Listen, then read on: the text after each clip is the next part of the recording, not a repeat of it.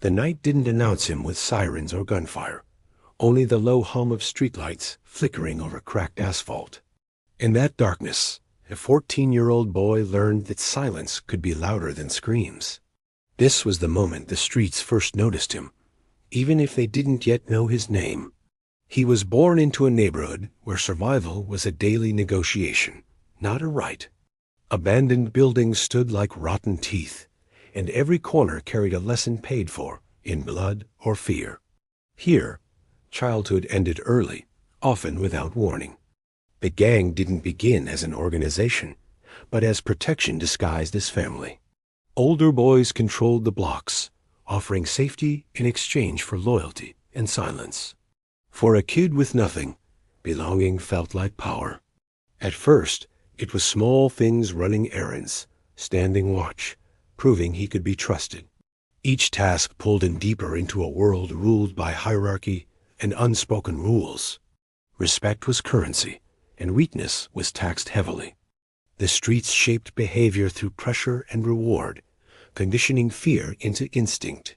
Violence wasn't glorified at the start. It was normalized, explained as necessary. Over time, morality blurred until survival justified everything. Older members told stories of enemies, betrayals, and prison legends with almost religious reverence. These narratives built identity, teaching him who to hate and who to die for. Loyalty wasn't a choice. It was enforced.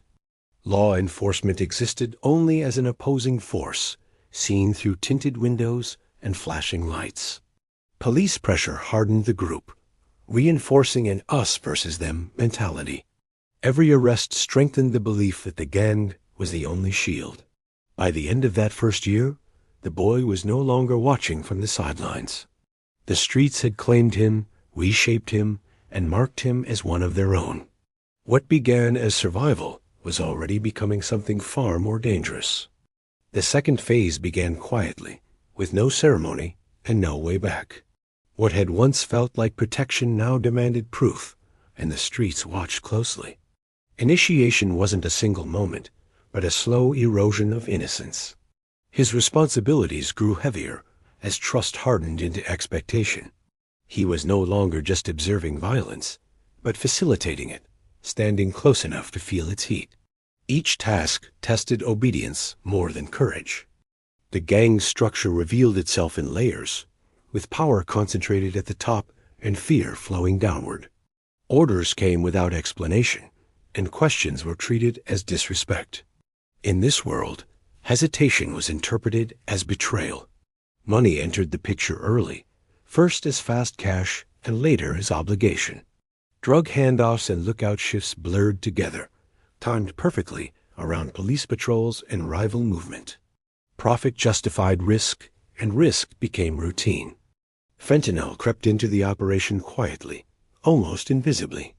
It was cheaper, stronger, and deadlier, but the streets only cared about results.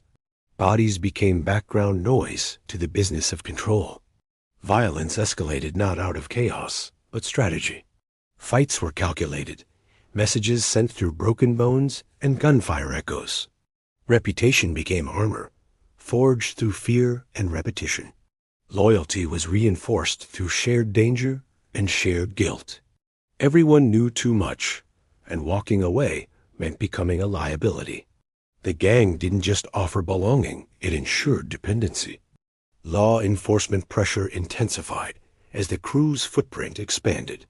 Raids, arrests, and informants created paranoia that infected every conversation. Trust narrowed until only blood ties and proven silence mattered. By the end of this chapter, the boy had crossed an invisible line. Survival was no longer the goal. Dominance was. The streets hadn't just raised him, they had armed him. Power didn't arrive all at once. It crept in through responsibility and fear. His name started circulating in conversations that mattered, spoken carefully and without humor. On the street, recognition was never praise. It was a warning. He was trusted with decisions now, small at first but irreversible. Choosing who worked which corner, who collected debts, who got cut out entirely changed him. Authority reshaped his posture, his tone, and the way others avoided his eyes. The gang's territory expanded through pressure rather than open war. Intimidation kept rival crews cautious, while selective violence kept them obedient. Every move was designed to be noticed, but never traced. Money flowed faster, heavier, and dirtier than before. Cash became both reward and leash, binding him tighter to the operation. With income came expectations, and failure was no longer an option. Fentanyl took center stage as the engine of growth. It moved quietly through neighborhoods, devastating users while enriching suppliers. The damage was understood, but never discussed. Violence evolved from reaction to policy. Retaliation became preemptive, strikes delivered to prevent future threats. Fear was no longer a side effect, it was the product. Internal power struggles intensified as ambition rose. Older members tested him, challenged his authority, and watched for weakness. Loyalty fractured quietly, masked by handshakes and forced smiles. Prison began influencing the streets from the shadows. Orders filtered out through coded calls and trusted intermediaries. Incarceration didn't weaken leadership. It hardened it. Law enforcement pressure escalated with the gang's visibility. Surveillance tightened, informants surfaced, and paranoia settled in. Every knock sounded like the end. By now, the boy was gone in everything but age. He had become a fixture of the street, shaped by violence and necessity. Power had found him, and it demanded everything in return. Pressure doesn't explode immediately. It fractures slowly along invisible fault lines. By now, every alliance felt temporary, every conversation loaded with subtext. Trust had become the rarest currency on the street. Rival crews sensed instability and began testing boundaries. Corners were challenged, shipments disrupted, and rumors spread faster than facts. Violence returned to being personal again, raw and unpredictable. Inside the gang, ambition turned corrosive. Younger members wanted faster money, while veterans clung to old hierarchies and prison-backed authority. Every meeting felt like a negotiation held at gunpoint. Betrayal rarely announced itself directly. It appeared through missed calls, delayed pickups, and information leaking at the worst moments. Someone was talking, and everyone suspected everyone else. Law enforcement pressure intensified with surgical precision. Indictments stacked quietly, built on months of surveillance and informant testimony. The streets felt tighter, as if the walls were closing in. Prison influence grew heavier, shaping decisions from behind bars. Incarcerated leaders demanded loyalty while remaining insulated from street consequences. Their orders carried weight, but also resentment. Violence escalated inward as much as outward. Disputes once handled through hierarchy now ended in beatings or disappearances. Discipline blurred into punishment, and punishment into fear. The psychological toll was constant and exhausting.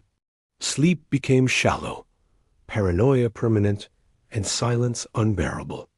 Every knock, every siren, every unfamiliar face felt like a threat.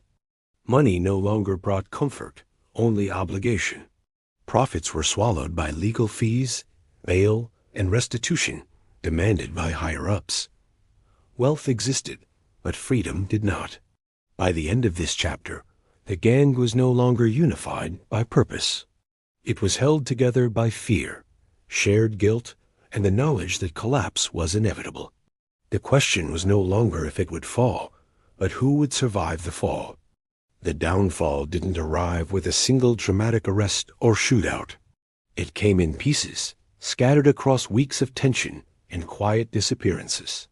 The gang began shrinking before anyone admitted it. Key members vanished from corners they once controlled. Some were locked away, others flipped, and a few simply ran. Absence spoke louder than gunfire. Law enforcement moved with patience and precision. Years of surveillance, wiretaps, and informants finally aligned into a coordinated strike.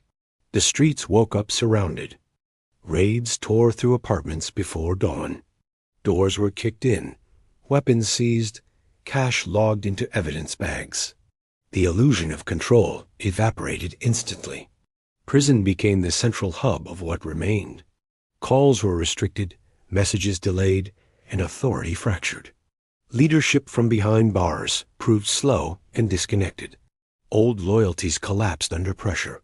Statements were made, names exchanged, deals signed. Survival instincts overpowered street codes. Violence turned chaotic in the final stretch.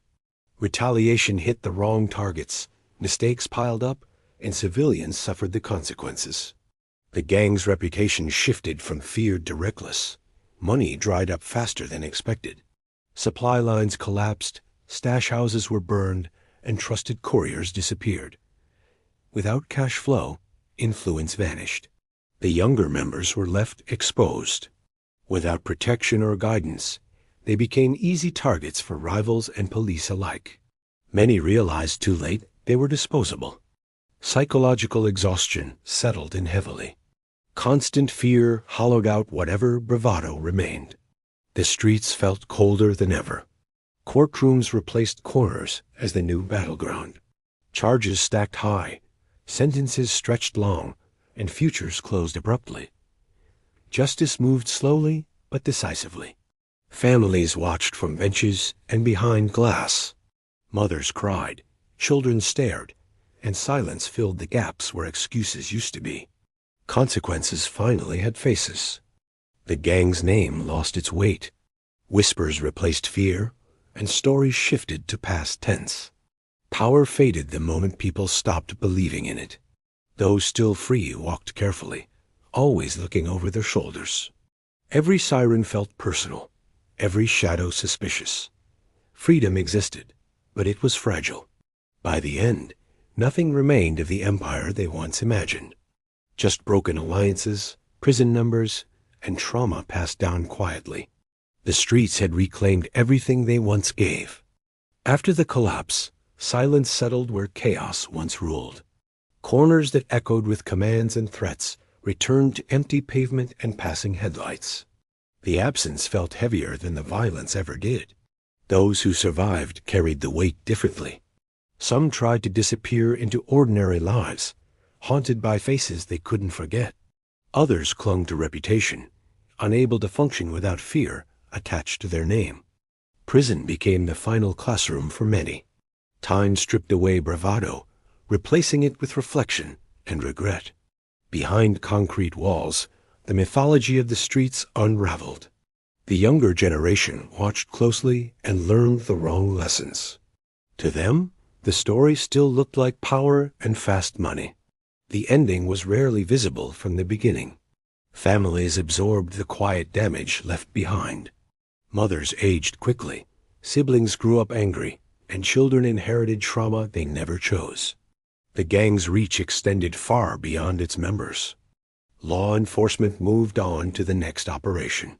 Files were closed, evidence archived, and resources redirected. The system recorded outcomes, not emotional wreckage. In the neighborhood, stories hardened into legend. Names were exaggerated, details blurred, and failures softened with time. Memory became selective, protecting ego over truth. Psychologically, the cost lingered longest. Hypervigilance, paranoia, and guilt followed survivors into every room. Peace felt unfamiliar, almost threatening. The streets offered no refunds for loyalty given too early. Every promise made was conditional, every bond temporary. What felt like family was always transactional. Violence left marks that never fully healed. Even those who escaped prison carried invisible sentences. Freedom didn't mean release from consequence. Looking back, the origin point seemed painfully small. One choice made for survival had multiplied into years of destruction. The path was gradual, but the end was absolute. The legacy wasn't dominance or respect. It was empty corners, broken families, and lives measured in court dates and headstones. The myth collapsed under the weight of reality. History didn't remember the gang as powerful. It remembered them as another warning written into the city's scars. Their story joined countless others before it. What remained was a lesson the streets repeat endlessly. Power taken through fear always demands repayment, and it always collects with interest.